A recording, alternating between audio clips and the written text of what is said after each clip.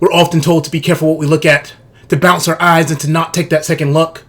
And this can leave us with the impression that somehow our looking is inherently wrong. But what if this was not the case? What if our gazing was actually profoundly good? Let's dive in. The male gaze is often discussed in the context of objectifying and demeaning women.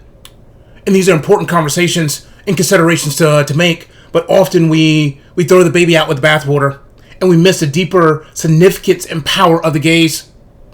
But in order to understand the power of the male gaze in particular, we must step back and consider the importance of simply looking and seeing.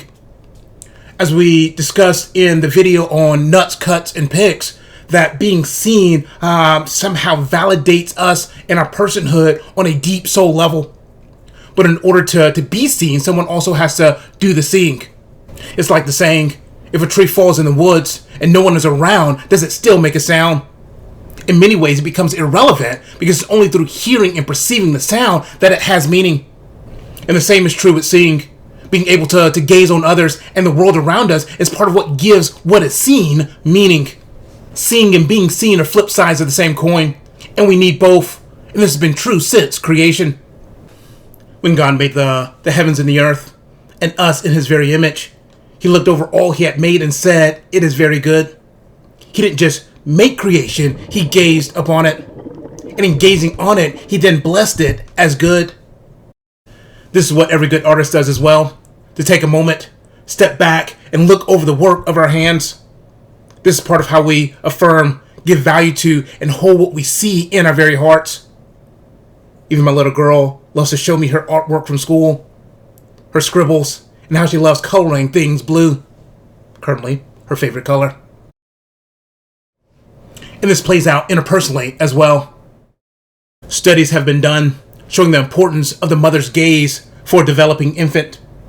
It's through the loving gaze of his mom that a baby starts to get a reflected sense of himself. He gets to see himself through his mother's eyes. And this helps to validate and bless his very existence. And he's more likely to struggle later in life when he doesn't get this profound sense of being seen early on. And the male gaze seems to hold a similar power. Certainly is tempting just to gaze passively, or just mindlessly scrolling online, watching sports or binging our latest shows. Where here the gaze is more about our own entertainment and consumption.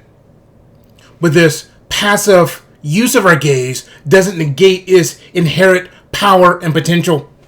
To gaze upon the beauty of creation over another is to stand in agreement with God and declaring the goodness of what he has made. And there's a sense in which we have a duty to gaze, because it's only through gazing that we can truly see and affirm the goodness and life God's called us to bring into the world. Gazing helps to focus our attention, inspiring us to protect, to cultivate, to celebrate the beauty we see. Our gaze can also serve as a type of recognition and blessing. To genuinely see others is to acknowledge their inherent worth and dignity as image bearers of God. There are few experiences as painful and as lonely as being overlooked, ignored, or left unseen. Our loving gaze brings light into this darkness and opens the door to foster our basic need for human connection. Relationships start simply by seeing and moving toward each other. And so while sin often distorts many good things, including how we see each other, we must not throw the baby out with the bathwater.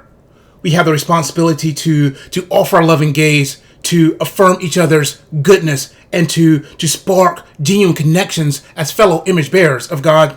Next time I'll share more about why I spend so much time thinking about the body, and why I believe this is important for you to do as well. Until then, take care.